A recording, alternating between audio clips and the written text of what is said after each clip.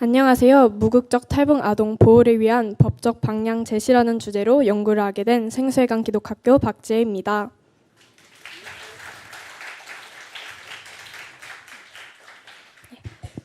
목차는 다음과 같습니다. 서론에서 연구 목적과 이론적 배경에 대해 다루고 본론에서는 무국적 탈북 아동에 관한 법률에서의 한계점을 도출하여 이에 관한 법적 방향을 제시하고자 합니다. 먼저 연구 목적 및 이론적 배경입니다. 북한 인권 문제에 대해 국제사회가 많은 관심을 기울이고 있는 현재 여전히 인권의 사각지대에 놓여 있는 아이들이 있습니다. 바로 국적을 가지지 못해 제3국을 떠돌고 있는 무국적 탈북 아동입니다. 저는 오늘 여러분들께 이 아이들에 대해서 이야기해드리려 합니다. 무국적자란 일반적으로 시민권이나 국적을 가지지 못한 자를 이야기합니다. 법의 적용으로 인해 어느 국가의 국민으로 인정받지 못하는 법률상 무국적자는 처우 개선에 관한 협약과 정의가 뚜렷해 법적인 보호가 가능합니다. 하지만 국적을 가지고 있지만 국적국의 보호를 받을 수 없는 사실상 무국적자는 정의의 모호성으로 인해 보호를 권고할 뿐 직접적인 조치는 존재하지 않았습니다. 무국적 탈북 아동은 이 사실상 무국적자에 해당하고 있습니다. 미국 의회 산하 중국 위원회의 2018년 연례 보고서에 따르면 중국 내 무국적 탈북 아동의 수는 약 2만 명에서 3만 명으로 추정되고 있습니다. 대다수의 무국적 탈북 아동은 중국 남성과 탈북 여성 사이에서 태어나는데요. 이 탈북 여성의 불완전한 신분으로 인해 출생신고 자체가 불가능해집니다. 또한 국적을 취득하더라도 제대로 된 보호를 받지 못하고 있는 현실에 있습니다. 현재 보고 계신 그래프는 국내에 들어와 교육을 받고 있는 출생국별 탈북 학생의 수의 변화를 보여주고 있습니다. 2015년을 기점으로 제3국 출신 탈북 학생의 수가 북한 출신 탈북 학생의 수를 역전해 전체 학생의 약 70%를 차지하고 있음을 알 수 있습니다. 하지만 이 70%에 해당하는 학생들은 실제적으로 약 1,400여 명이라는 점을 미루어 보아 중국 내 무국적 탈북 아동의 수에 비하면 10분의 1에도 미치지 못하는 숫자임을 알 수 있습니다. 즉 국내에 들어온 제3국 출신 탈북 학생의 수에 비해 많은 무국적 탈북 아동들이 여전히 국내에 들어오지 못한 채 제3국을 떠들고 있다는 것을 반증합니다. 무국적 탈북 아동은 생존권과 의료 혜택, 사회 심리적 지원을 받지 못하고 교육권을 박탈당하고 있습니다. 제3국에 있는 무국적 탈북 아동은 사회제도상의 기본권을 보장받지 못하고 어렵게 국내에 들어온 아이들조차 온전한 탈북민으로서 인정을 받지 못한 채 차등적인 지원을 받고 있습니다. 저는 이러한 무국적 탈북 아동에 관한 국내법 중 헌법과 북한 이탈주민 지원법을 분석하고 국제법 및 협약에서는 난민법, UN 아동권리협약, 무국적자 지위협약, 세계 인권선언문에 대해 분석하여 무국적 탈북 아동들의 법적인 보호가 어떻게 이루어지고 있는지 분석해 보았는데요.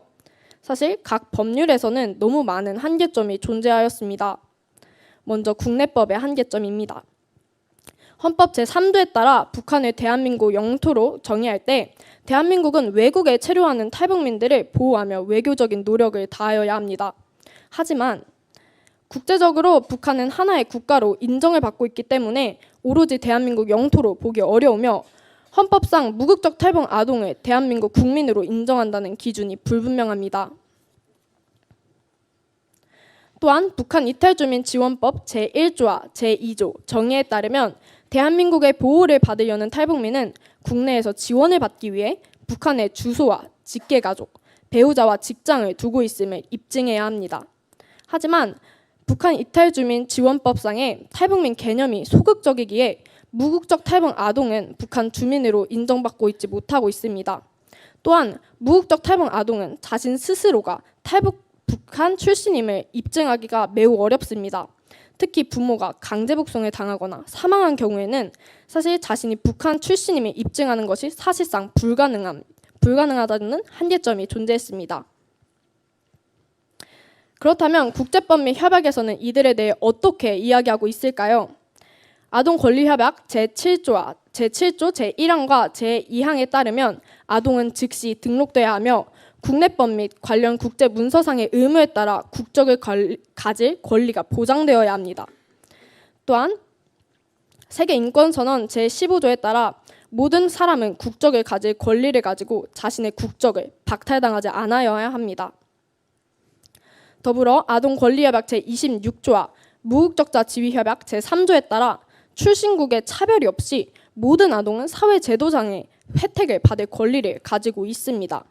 그렇다면 많은 분들이 국제협약과 국제법에서는 이 아동에 대해 잘 관리하고 있네, 이 협약에 잘 체계적으로 되어 있네 라고 생각하실 수는 있습니다. 하지만 정말로 이 아이들은 국제법과 협약에 의해 잘 보호받고 있을까요? 그렇지 않습니다. 이러한 협약이 존재함과는 달리 이게 제대로 실행되고 있는지 확인하거나 어떠한 조치를 취할 수 있는 법적 체계인 이행입법이 존재하지 않습니다. 그렇다면 저는 새로운 질문을 던지게 되었는데요. 무국적 탈북 아동이 난민으로 인정받을 수 있는 길이 있을까? 라는 질문이 생겼습니다. 난민이란 여러한 이유로 박해를 받을 수 있다고 인정할 충분한 근거가 있는 공포가 있다면 난민으로 인정을 받을 수 있습니다. 탈북민은 이러한 공포로 인해 탈북을 시도했기 때문에 난민의 1차적인 조건에 충족합니다. 하지만 국제사회의 분쟁과 전쟁 발발 등으로 난민 수가 급증함에 따라 각국의 난민 심사 기준이 강화되면서 무국적 탈북 아동의 난민 인정이 매우 어려워졌다는 한계점이 존재했습니다. 그렇다면 무국적 탈북 아동의 법적인 보호에 대해 가장 근본적인 문제가 무엇일까에 대해서 고찰해 보았는데요. 저는 국내법과 국제법 모두를 분석하면서 도출한 가장 근본적인 문제는 바로 중국 당국의 강제북송 정책입니다. 중국은 강제북송 정책이 해결되지 않는 이상 무국적 탈북 아동의 문제는 계속해서 발생할 수밖에 없습니다. 저는 이러한 한계점을 보완하여 무국적 탈북 아동 보호에 관한 4가지의 법적 방향을 제시하고자 합니다. 첫 번째로는 국제법상의 제도를 적극적으로 활용하는 것입니다. 무국적 탈북 아동의 심각성에 대해 유엔 이사회에 문제를 제기하고 지속적인 국제사회의 관심과 여론을 형성하여야 합니다. 이를 통해 국제법 및 협약을 근거로 탈북민 강제 북송에 대한 중국의 정책적 노력을 촉구하는 것이 중요합니다. 무국적 탈북 아동이 생겨나는 근본적인 이유인 탈북민 문제와 이 무국적 탈북 아동을 보호하지 않는 문제에 대해 대한민국 정부와 국제사회는 함께 보다 적극적으로 외교 보호를 행사하여야 합니다. 두 번째로는 무국적자 감소에 관한 협약에 가입하는 것입니다. 무국적자 감소 협약은 국적의 취득, 상실에 관해 명확한 기준을 반영하고 있습니다. 대한민국이 이 협약에 가입했을 때 무국적자 감소 협약 제4조 제1항에 따라 미시적으로 대한민국 국적을 가지고 있는 탈북 여성들, 그 탈북 여성들의 자녀들까지 대한민국 영토에서 태어나지 않았음에도 그 부모의 국적에 따라 그 대한민국 국적을 부여할 수 있는 당위성을 가질 수 있게 됩니다. 세 번째로는 협약 이행입법을 제정하는 것이었습니다.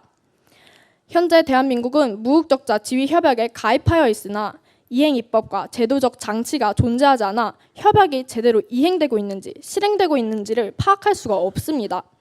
이로 인해 어렵게 대한민국에 입국하더라도 그 아이들은 차별과 제대로 된 사회적 제도를 보장받지 못한 채로 지내고 있습니다. 이를 미루어 보아 무국적자의 범위, 법적 지위와 처우에 관한 구체적인 법률이 제정되어야 할 필요가 있음에 피력합니다. 마지막으로는 현행법 정비 및 정착 지원 정책을 마련하는 것입니다. 북한 이탈주민 지원법에서의 소극적인 탈북민 개념의 재구성함과 더불어 국내에서 무국적 탈북 아동에 대한 인식을 개선하기 위한 정책이 필요합니다. 또한 무국적 탈북 아동의 정체성 혼란과 정서적 불안정 해소를 위해 사회복지와 교육 서비스가 제공되어야 합니다. 더불어 탈북민 부모와 동반 입국한 무국적 탈북 아동의 구성을 다문화 가정 구성에 포함하여 다양한 사회적 제도를 제공하는 등의 노력이 필요합니다. 저의 발표를 마무리하며 말씀드리고 싶은 것은 무국적 탈북 아동은 분단의 소용돌이 한가운데 서 있는 아이들입니다. 이들은 어느 국가도 자신을 받아주지 않는다는 그 사실에 자신 스스로를 3등 국민이라 여기며 어느 곳에 소속하지 못한다는 그 서러움을 한평생 품고 살아가야 합니다. 무국적 탈북 아동의 문제는 인도주의와 인권 보호 차원에서도 완수되어야 할 문제이지만 통일한국을 대비하는 국가전략 차원에서도 매우 중요한 과제입니다. 이들의 문제는 근본적으로 탈북민 문제와 연결이 됩니다. 탈북민 문제가 해결되지 않는 이상 무국적 탈북 아동의 문제는 해결되기 어렵습니다. 너는 말 못하는 자와 모든 고독한 자의 송사를 위하여 입을 열지니라. 제가 이 연구 주제를 두며 기도할 때 하나님께서는 이 말씀과 함께 이 말 못하고 어느 곳에 소속되어 있지도 못하고 보호조차 받지 못하는 이 아이들에 대해 저의 소명인 법과 정치의 영역에서 이 아이들을 대신하여 소리를 내라 라는 말씀을 주셨습니다. 이와 마찬가지로 정전 70주년을 맞은 현재 우린 북한 주민들의 인권뿐만 아니라 그들의 자녀들의 인권에 대해서도 앞장서서 목소리를 내야 할 필요가 있음을 피력하며 이상으로 발표를 마치도록 하겠습니다. 경청해 주셔서 감사합니다.